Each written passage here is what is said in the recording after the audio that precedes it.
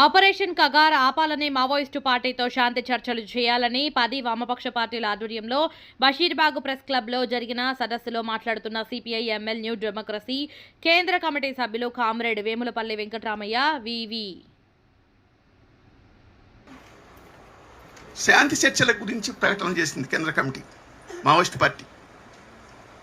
ఒకసారి Dandakaranya special zonal committee ప్రతినిధి రూపేష్ దాదాపు 1 గంట సేపు ఇంటర్వ్యూ ఇచ్చాడు తమ వైఖరిని వివరిస్తూ.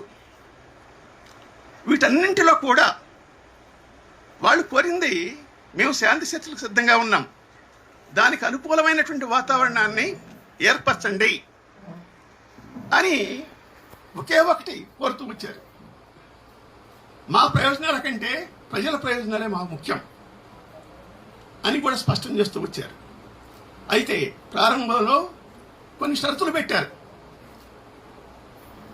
సాయుధ బలగాలు ఉపసంహరించుకోవాలని, కొత్తగా క్యాంపులు పెట్టొద్దని, ఇలాంటివి తర్వాత ఏప్రిల్ 24వ తారీఖున చిట్ట చివరి వాళ్ళ తుది ప్రకటన వచ్చింది.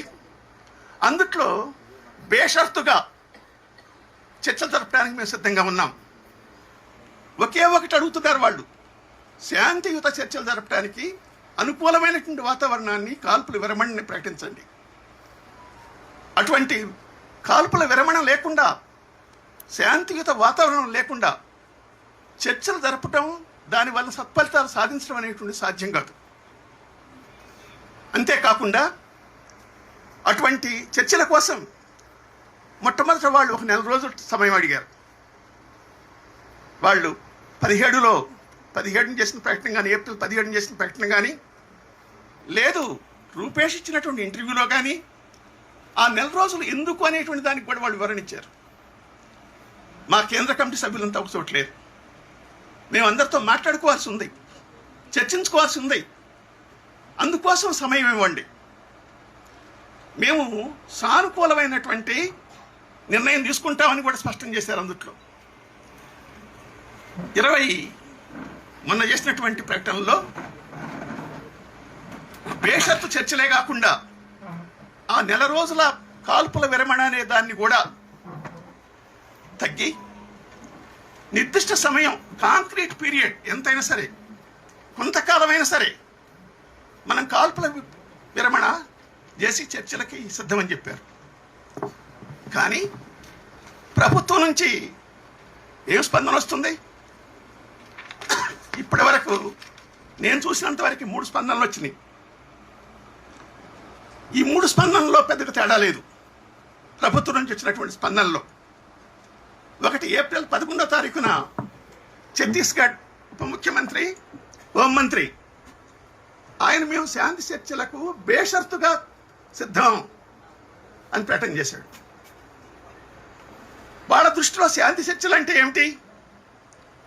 మేము పునరావాస కార్యక్రమాన్ని సరెండర్ అయ్యే వాళ్ళకి ఏర్పాటు చేస్తున్నాం, అటువంటి విషయంలో ఏమైనా మీకు డౌట్లు ఉంటే, అనుమానాలు ఉంటే, వివరణలు కావాలిస్తే మాతో ఎప్పుడైనా వచ్చి చర్చించవచ్చు.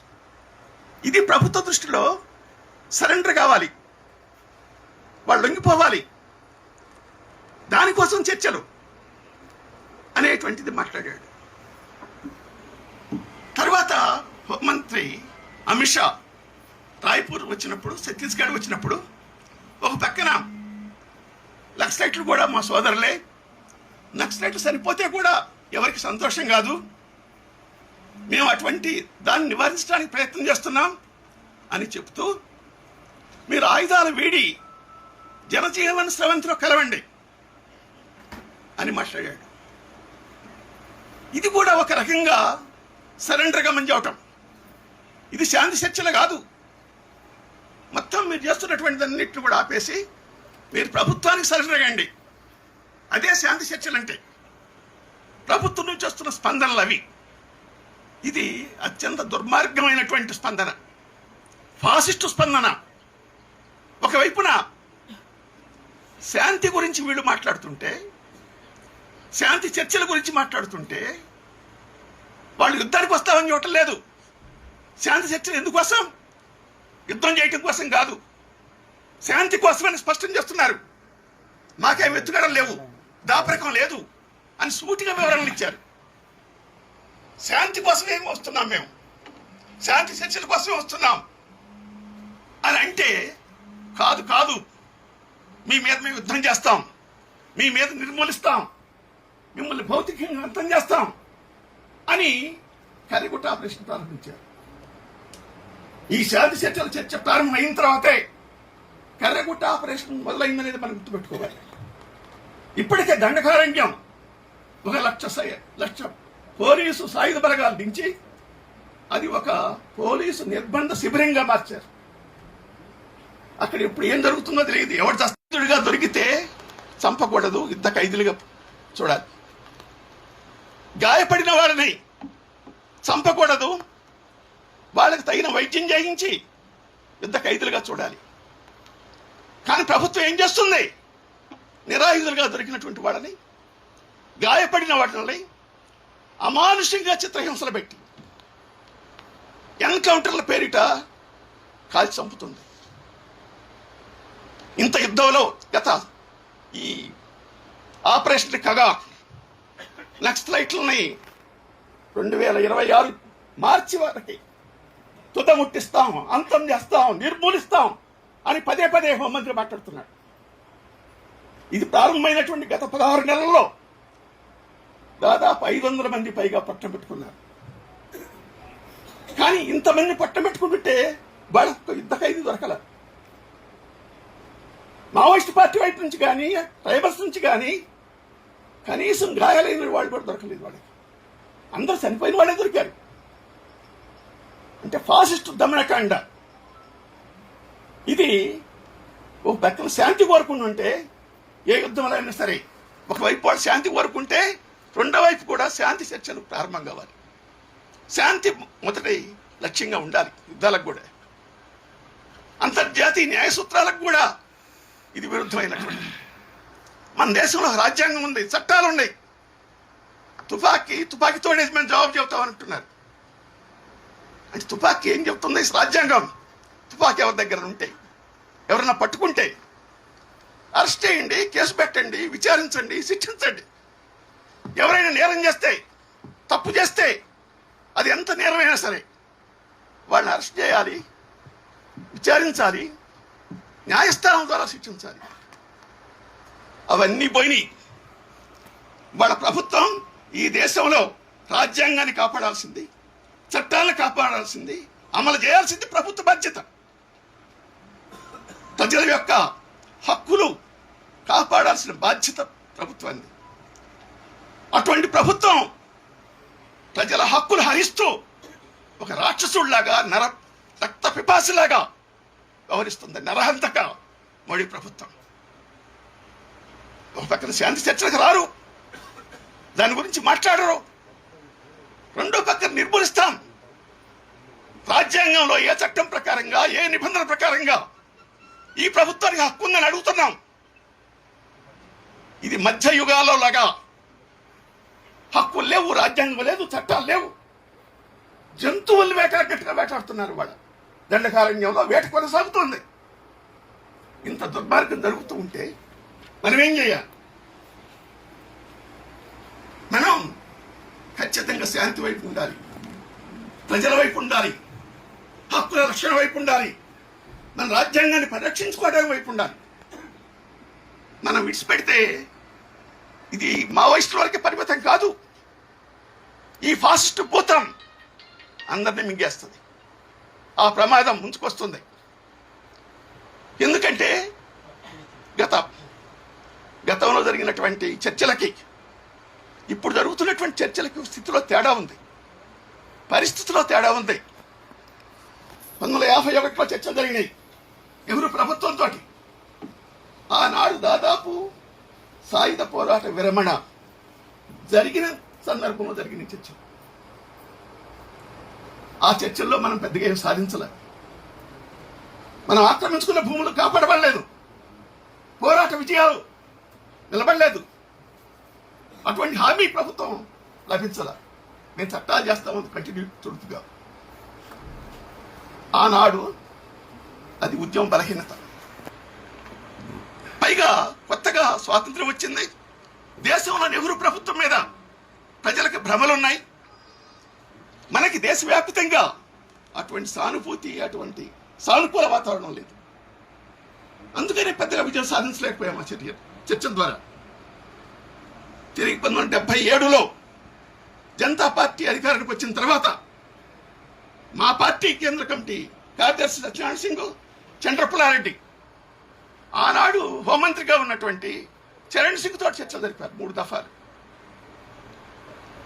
దీనికి ఒక నేపథ్యం ఉంది. ఆనాటి పరిస్థితి ఎమర్జెన్సీలో ప్రజల హక్కులే కాదు, ప్రతిపక్షాల హక్కులు కూడా కాలరాచి వేయబడ్డాయి. జైళ్లలో మొత్తం భారతదేశాన్ని ఒక జైలుగా మార్చింది ఇందిరాగాంధీ. అటువంటి ఎమర్జెన్సీ మీద వ్యతిరేకత, హక్కుల ఎడల పెద్ద చర్చ దేశంలో జరుగుతూ ఉంది.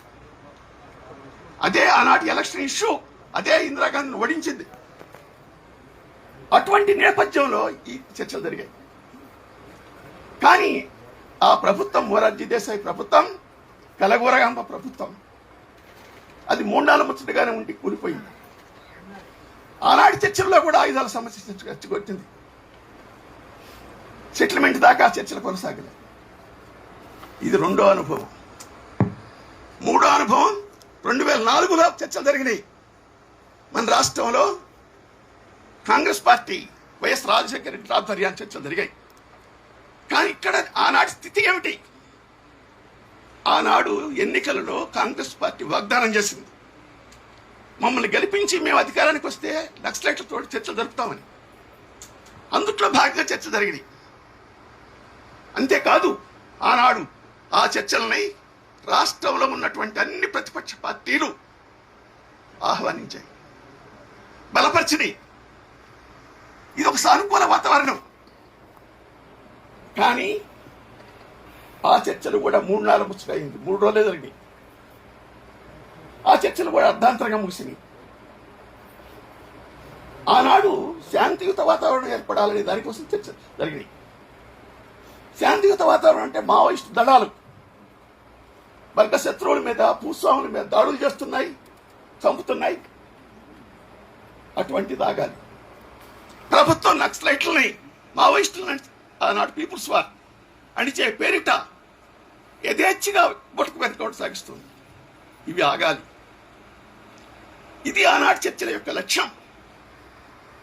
చర్చల ముఖాముఖి ప్రభుత్వం మధ్య, పార్టీల మధ్య జరిగాయి, మనం గుర్తుపెట్టుకోవాలి. అదేవిధంగా ఈనాడు కూడా చర్చలు ఎవరి మధ్య జరగాలి? మధ్యలో ప్రతినిధులున్నా, లేకపోతే కమిటీలున్నా, ఇవన్నీ సన్నాహ చర్యలు. మావోయిస్ట్ పార్టీతో జరగాలి చర్చలు. మావోయిస్ట్ పార్టీ చర్చలు సిద్ధమని ప్రకటిస్తుంది.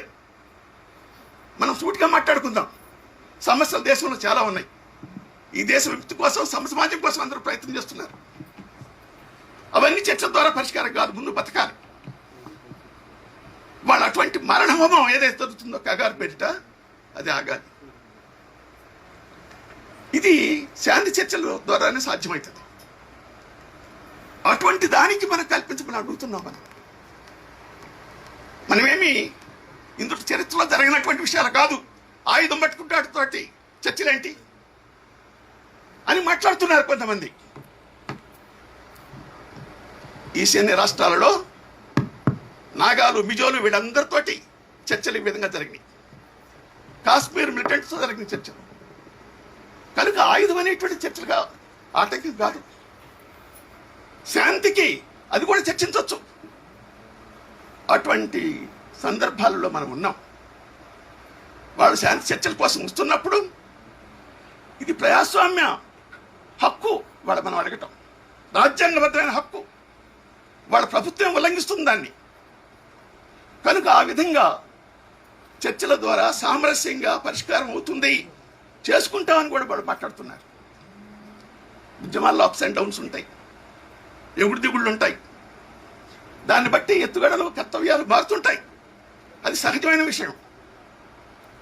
కానీ ఈనాడు ప్రభుత్వం ఒక ఫాసిస్టు వైఖరి అవలంబించిన దానికి వ్యతిరేకంగా దాన్ని విడనాడి నరేంద్ర మోడీ ప్రభుత్వం, రాష్ట్ర ప్రభుత్వాలు మావోయిస్టు పార్టీతో శాంతి చర్చలు జరపాలని, దేశంలో ప్రజాస్వామిక వాతావరణం ఏర్పడటానికి తోడ్పడాలని వామపక్ష పార్టీలుగా మేము డిమాండ్ చేస్తున్నాం.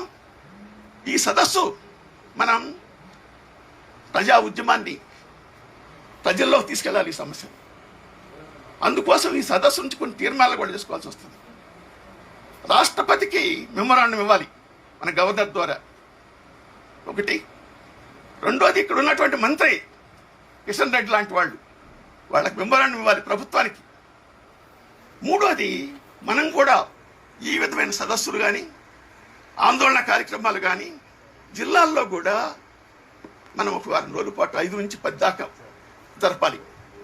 అటువంటి తీర్మానాలు కూడా ఆలోచించాలని మీ అందరికీ విజ్ఞప్తి చేస్తూ, అటువంటి కార్యక్రమాలు విజయవంతం చేయడం కోసం మనం కలిసి వచ్చే వాళ్ళందరితోటి ఈ డిమాండ్లు 3 ఏవైతున్నాయో ఆ డిమాండ్ల మీద కలిసి వచ్చే వాళ్ళందరితో కూడా ఈ ఉద్యమాన్ని ముందుకు తీసుకుపోవాలని, ఈ శాంతియుత వాతావరణం, ప్రజాస్వామిక వాతావరణం ఏర్పడేంత వరకు కూడా ఉద్యమం కొనసాగుతుందని స్పష్టం చేస్తూ ముగిస్తున్నాను.